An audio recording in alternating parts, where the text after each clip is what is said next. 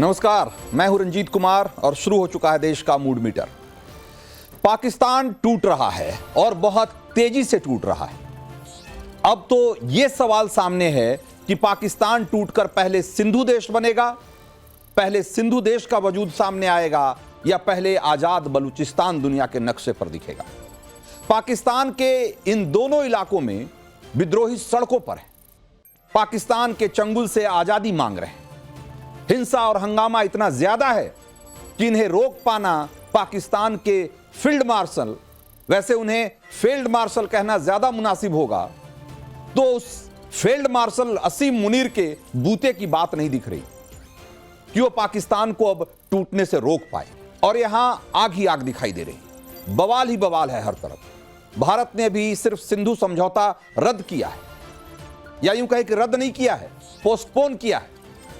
अभी भी सिंधु नदी का पूरा पानी पाकिस्तान में जाने से रुका नहीं है, लेकिन पाकिस्तान का सिंध, जो खुद सिंध नदी के नाम पर बना हुआ है, सिंधु नदी के नाम पर बना हुआ है, यह इलाका देखा जाए तो इस इलाके में आज इतनी बड़ी संख्या में लोग सड़क पर हैं और इतने गुस्से में हैं, सरकारी संपत्तियों को ऐसे तहस नहस कर रहे हैं कि इनको देखकर ऐसा लगता है कि अब पाकिस्तान की खैर नहीं।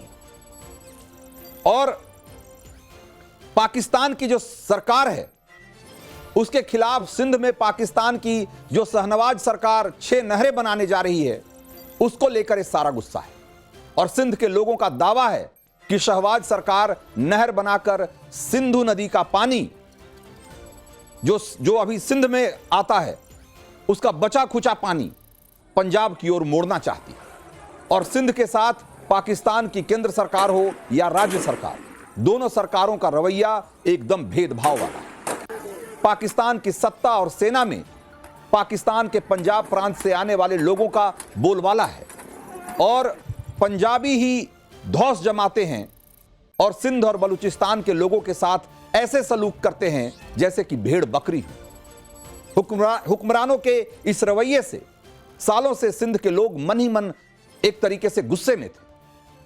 लेकिन इधर जैसे ही भारत ने ऑपरेशन सिंदूर चलाकर पाकिस्तान की सारी हेकड़ी निकाली, उधर सिंध के इन लोगों ने और वहां के आम लोगों ने उन्हें एक मौका दिख गया और उन्होंने पाकिस्तान पर एक तरीके से चढ़ाई शुरू कर दी।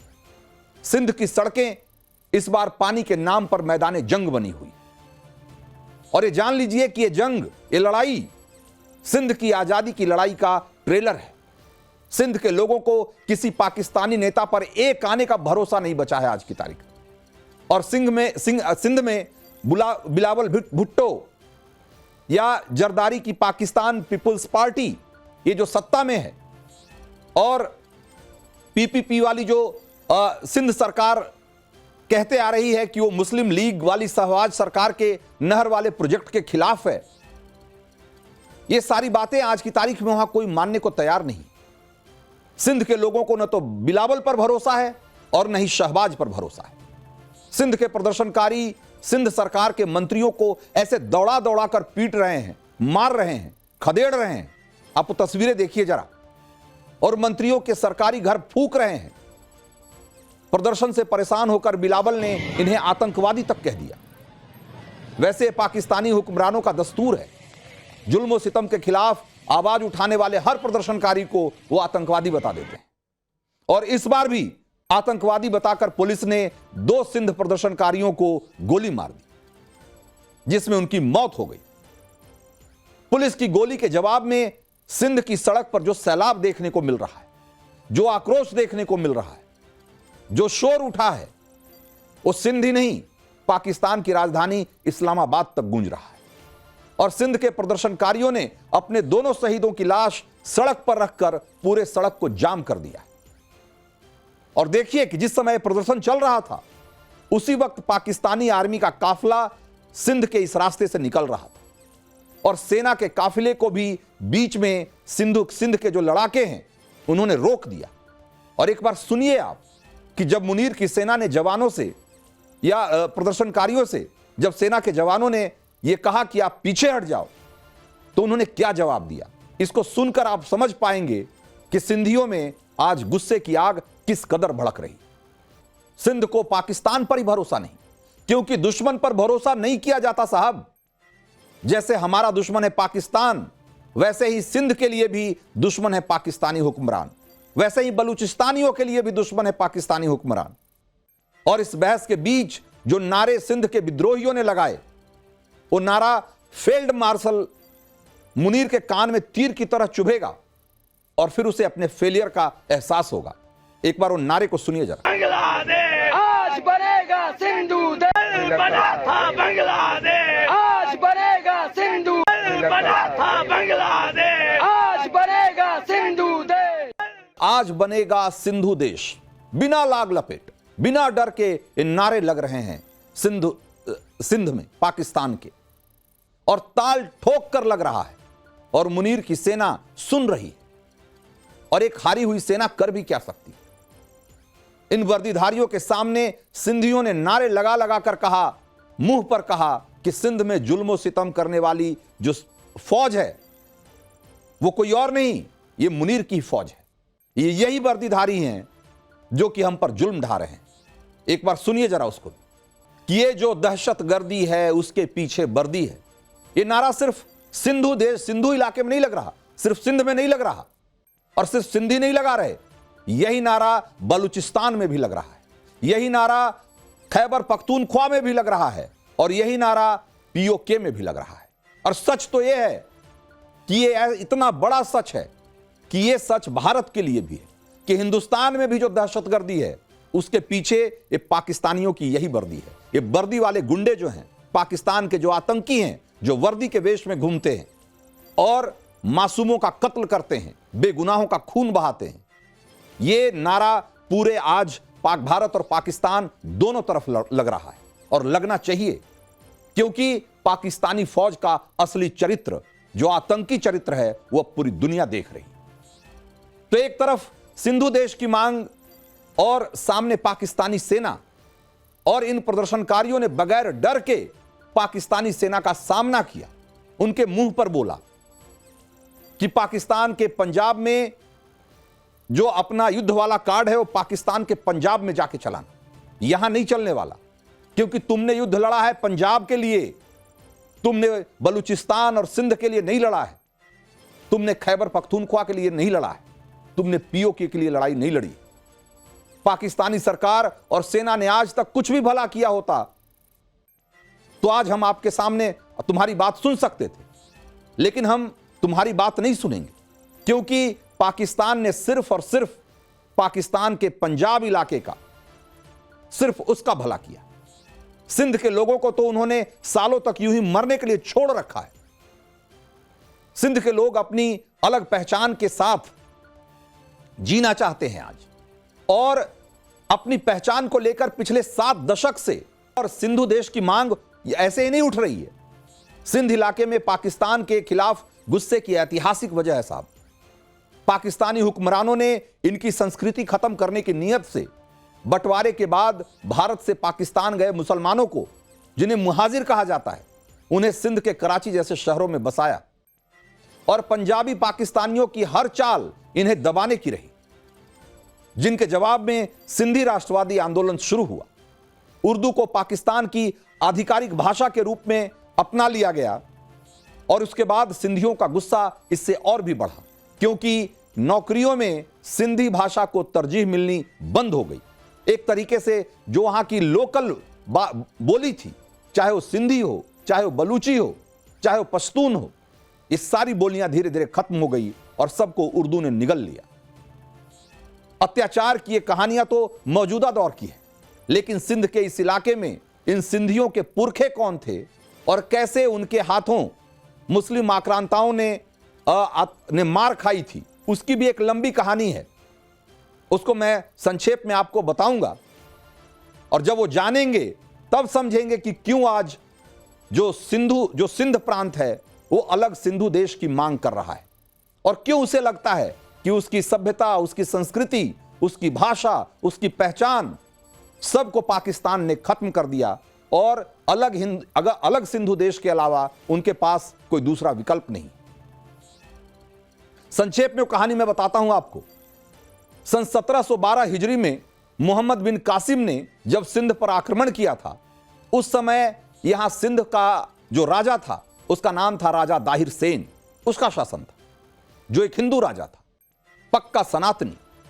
और आपको ये जानकर हैरानी होगी कि इसी सिंध में ब्राह्मणाबाद नाम से इलाका था, जहां मोहम्मद बिन कासिम के खिलाफ दाहिर सेन की सेना लड़ी थी और बहुत मजबूती से लड़ी। और सिंधियों ने एक बहुत बड़ी लड़ाई लड़ी, लेकिन अंत में हार गए। जीतने के बाद मोहम्मद बिन कासिम ने सिंध पर कैसे कैसे जुल्म ढाए, उसकी एक पूरी लंबी फहरिस्त है। सिंध के लोगों पर जजिया कर लगा दिया गया था और इस इलाके में महिलाओं और बच्चों के साथ ऐसा अत्याचार किया गया। जब आप कभी मौका मिले तो उस इतिहास को पढ़िए, पलट कर देखिए, आपको पता लगेगा कि सिंध के लोगों के साथ किस तरह का जुल्म हुआ, किस तरह का अत्याचार हुआ था। सिंधी भाषा के इतिहासकार और नाटककार मिर्जा कालीब बेग प्राचीन सिंध किताब में लिखते हैं कि ब्राह्मणबाद हिंदू राजाओं के शासनकाल के दौरान 7 बड़े किले वाला जो शहर थे उसमें से एक था, जहां पर कि बहुत बड़े बड़े किले थे, यानी कि बहुत ही समृद्ध शहर था।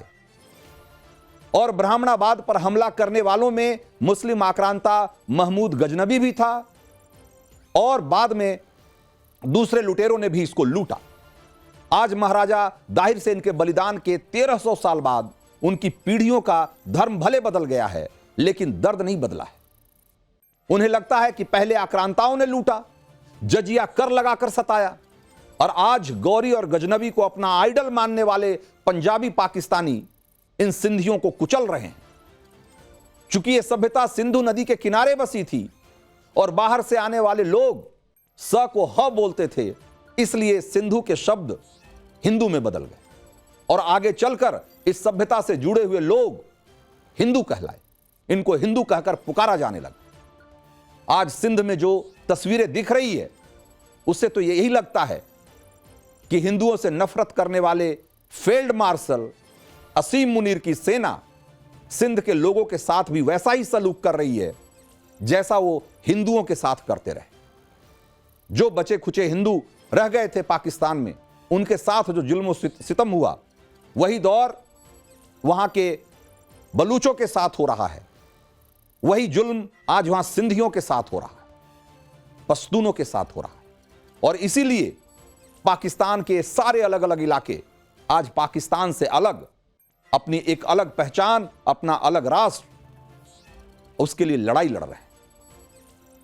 जुल्मो सितम का जो दौर है पाकिस्तान में, ये ज्यादा दिन टिकने वाला नहीं है और आज नहीं तो कल बलूचिस्तान और सिंधु देश का वजूद एक तरीके से सच होकर रहे। तो देश का मूड मीटर में वक्त है अगली स्टोरी का और आपको यह बताने का कि जासूस ज्योति ने दानिश के लिए कैसे बॉर्डर लाइन क्रॉस किया था और उसके लिए किस तरीके से ज्योति ने एक तरीके से सारी सीमाएं तोड़कर उसकी मदद की थी। जरा उसके बारे में आपको बताते हैं।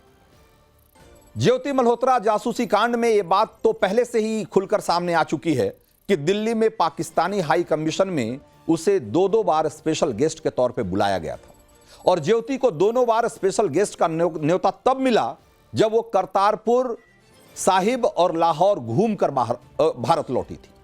अब दूसरा सनसनीखेज पन्ना खुला है और उसमें ज्योति के पाकिस्तान दौरे में पाकिस्तानी वीजा बढ़वाने का चौंकाने वाला खुलासा हुआ है।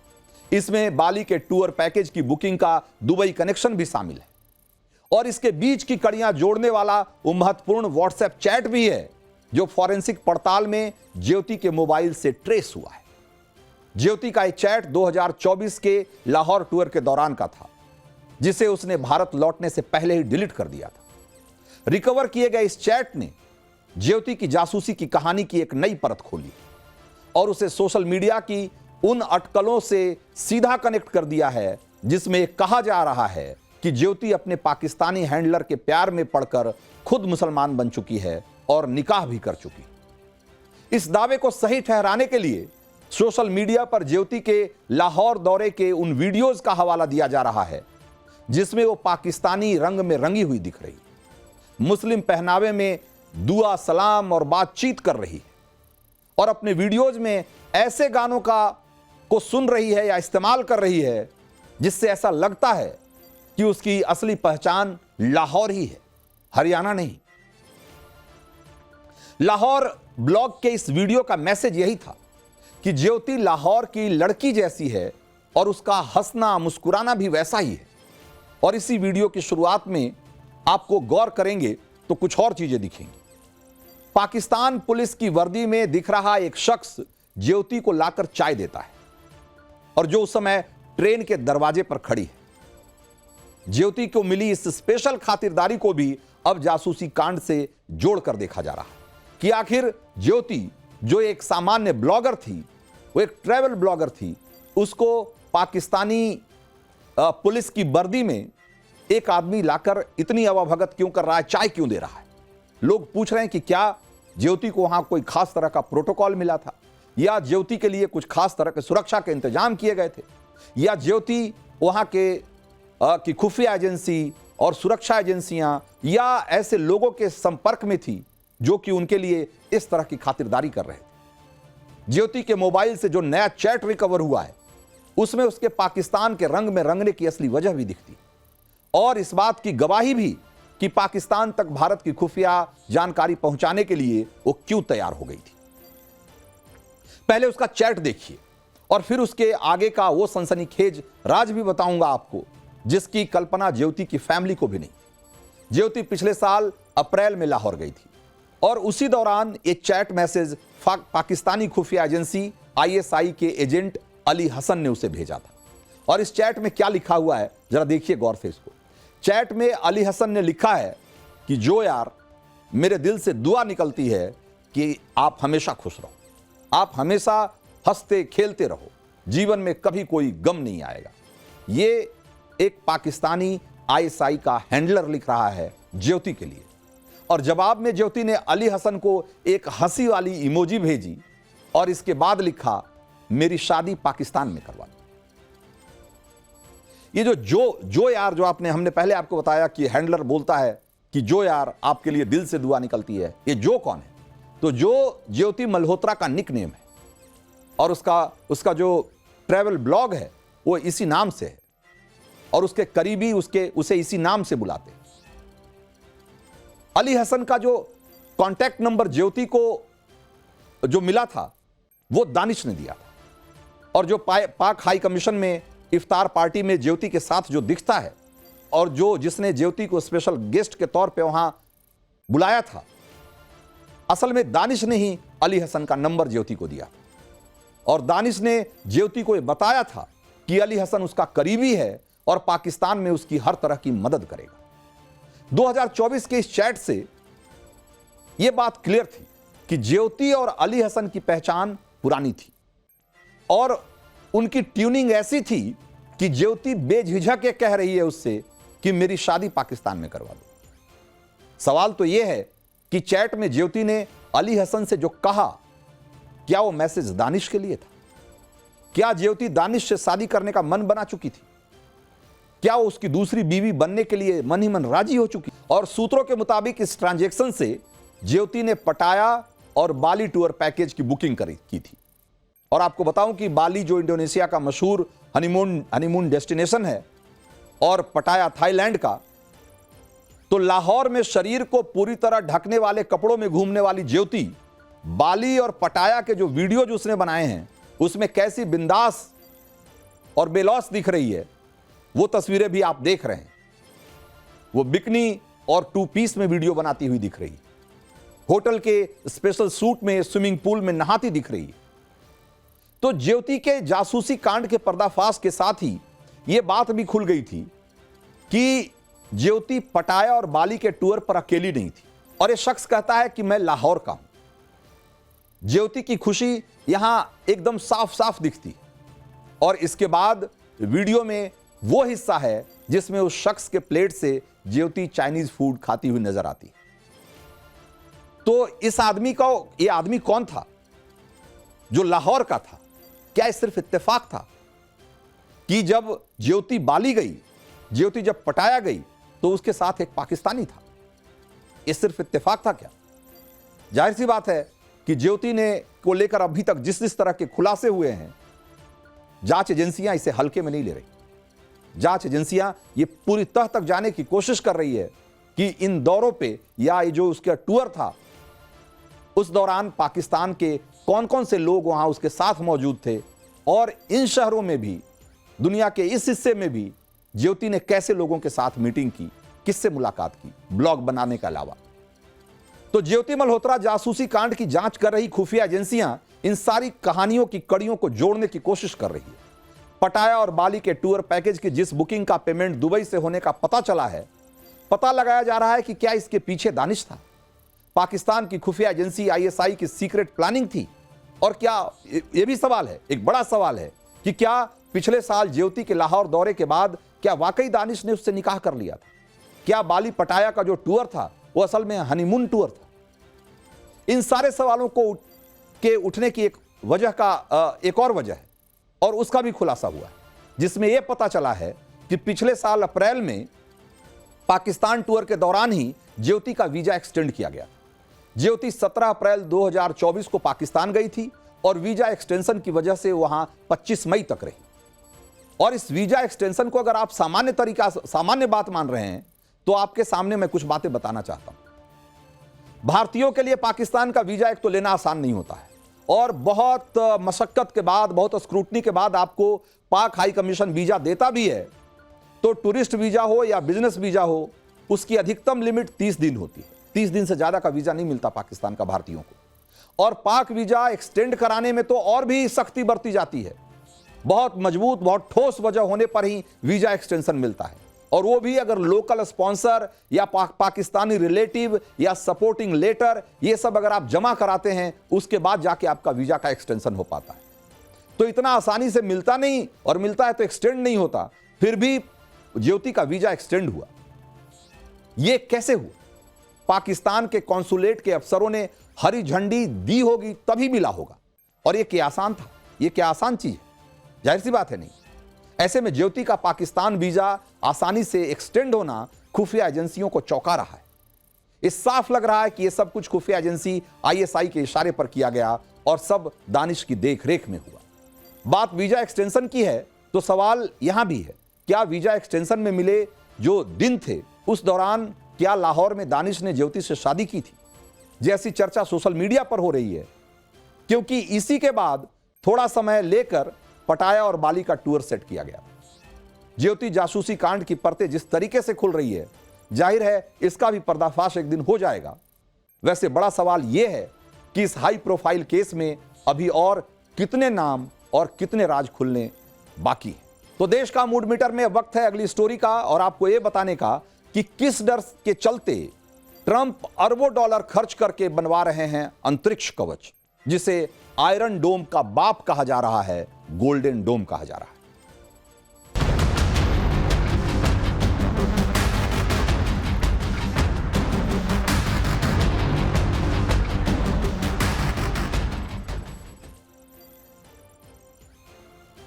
भारत के ऑपरेशन सिंदूर ने पूरी दुनिया को दिखा दिया कि आज के युद्ध का असली योद्धा मिसाइलें नहीं, उन्हें रोकने वाली ढाल है, यानी एयर डिफेंस सिस्टम है।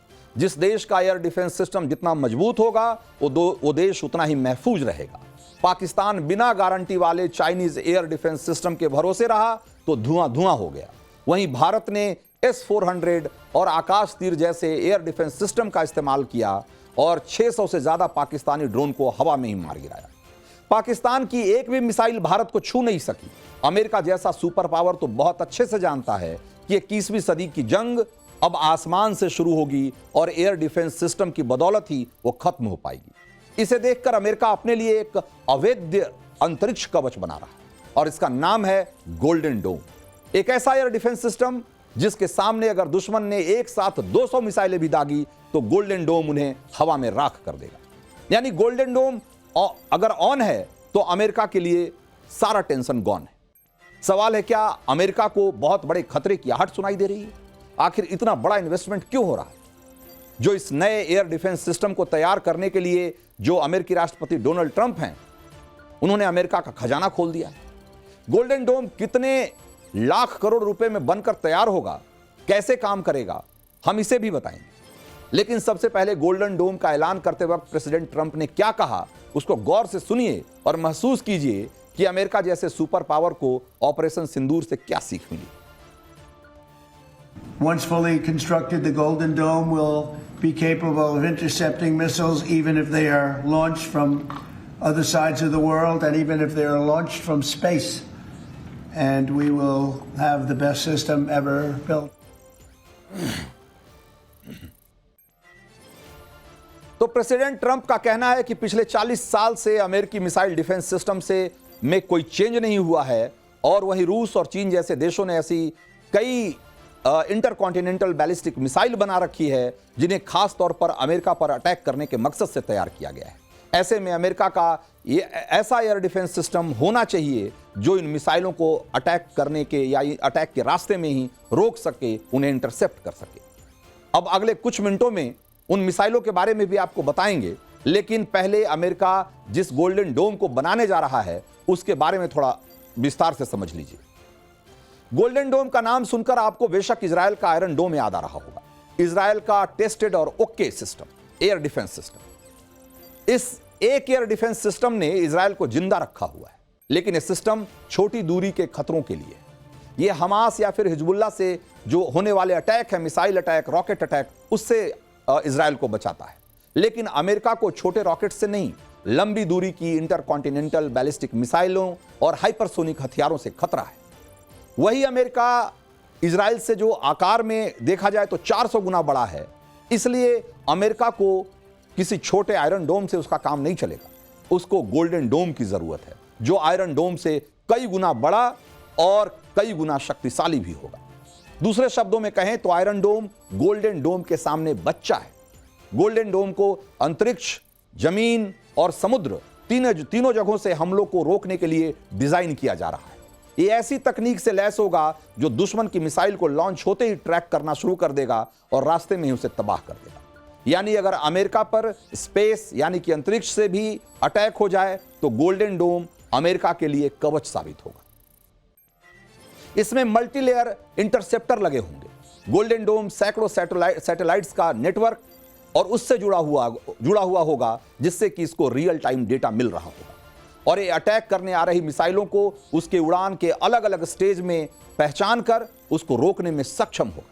कुछ सैटेलाइट निगरानी करेंगे जबकि कुछ और सैटेलाइट अटैकिंग इंटरसेप्टर से लैस होंगे। अब आप सोचिए कि अंतरिक्ष में ऐसे सैटेलाइट भेजे जा रहे हैं जिस पर कि मिसाइलें लगी होगी और उससे भी इंटरसेप्ट किया जा सकेगा। ये स्पेस बेस्ड इंफ्रारेड सिस्टम मिसाइलों को हवा में और अंतरिक्ष में ही नष्ट कर देगा। गोल्डन डोम के सेंसर दुनिया के किसी भी हिस्से में से दागी गई मिसाइलों को तुरंत पहचान लेंगे और वक्त रहते उन्हें बेअसर करके ही दम लेंगे। गोल्डन डोम को लेकर चीन कैसे बौखलाया हुआ है और क्यों ड्रैगन का दम फूल रहा है, इसे जानने से पहले यह भी जानिए कि गोल्डन डोम को लेकर अमेरिका में भी कंट्रोवर्सी शुरू हो गई। कई डेमोक्रेटिक सांसदों ने यह आशंका जाहिर की है कि इस प्रोजेक्ट से एलन मस्क को फायदा पहुंचाने की कोशिश की जा रही है, क्योंकि गोल्डन डोम के लिए सैटेलाइट एलन मस्क की कंपनी स्पेस एक्स बनाएगी और इसमें 1000 से ज्यादा सैटेलाइट शामिल होंगे जो अंतरिक्ष में गोल्डन डोम के लिए कस्टडी लेयर तैयार करेंगे और अमेरिका के लिए ढाल बनकर अंतरिक्ष से लेकर जमीन तक हर खतरे को भापेंगे, पहचानेंगे और उन्हें नष्ट करेंगे। अब गोल्डन डोम इतना शक्तिशाली होगा तो उसके बनने में भी बहुत बड़ा खर्च होगा, जाहिर सी बात है।